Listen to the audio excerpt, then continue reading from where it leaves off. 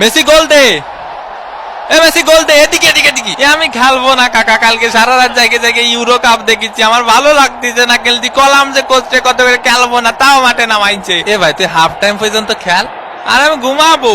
এ লাইটটা বন্ধ করে দিতি না স্টেডিয়ামের। ফাউল, দে ফাউলের শট, মিস। এদিকে ডে পাউলের ফাউল করা শুরু।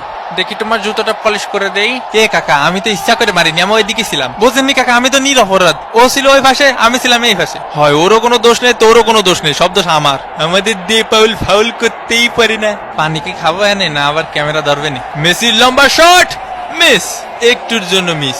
ইসরে কাকা, আয় আমরা ট্রেন লাইন খেলি, খালি ক্যামেরা এদিক ধরে কেন? হাফ টাইমের বাঁশি বেজে উঠলো। এগুলা কি ভাই, অন্তত 2টা পেনাল্টি দেওয়া উচিত ছিল। হাফ টাইম হয়ে গেছে, অন্য কোনো পেনাল্টি পাইলাম না। পেনাল্টি ছাড়া আমরা খেলি? ওই একটু ধৈর্য ধরো, ধৈর্য ধর, দেবো দেবো। আরে আমি কি বলছি দেবো না, দেবো। মেসির কর্নার কিক, লোতারো মার্টিনেজ,